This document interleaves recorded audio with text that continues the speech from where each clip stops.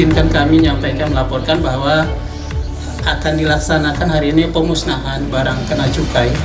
Barang ini adalah merupakan barang milik negara, jadi statusnya setelah dilakukan penindakan, kemudian statusnya jadi milik negara. Sehingga dalam pemusnahan ini kami minta izin dulu kepada yang punya, yaitu Kepala KNL Purwokerto, jadi punya gitu.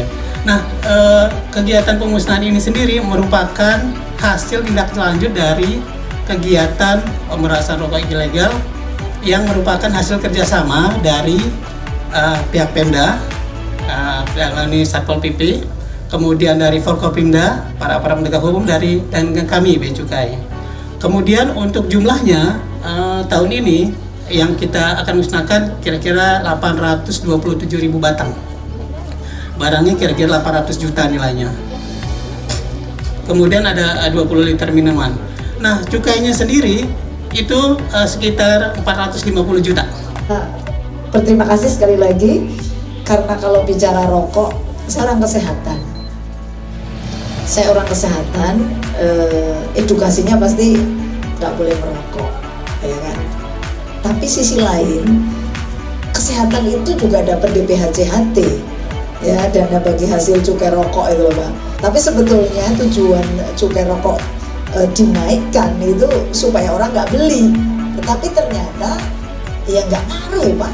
Jadi orang tetap saja membeli rokok. Maka kemiskinan, Pak, termasuk inflasi di Kabupaten Cilacap itu kontribusi terbesar itu rokok. Ya, jadi ini mungkin pemerintah membuat strategi supaya orang tidak merokok. Ternyata dengan pendapatan yang sama, dalam satu hari misalnya mereka dapat 100.000, rokok tadinya cuma 20.000 naik 30.000, nekat banget tetap tuku gitu ya.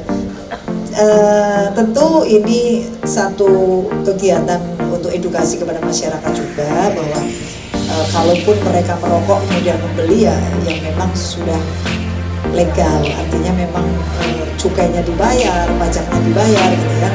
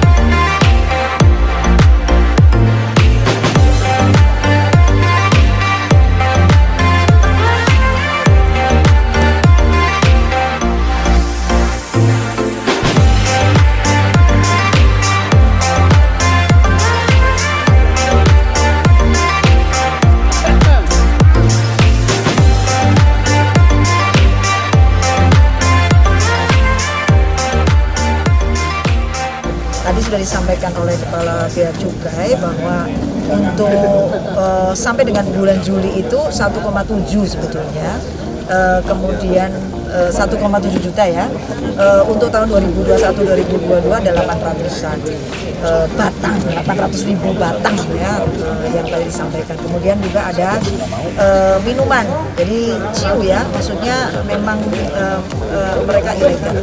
Ini tentu menjadi perhatian kita bersama, karena kalau sudah bicara tentang ilegal, hal yang ilegal ya pasti tidak baik lah ya.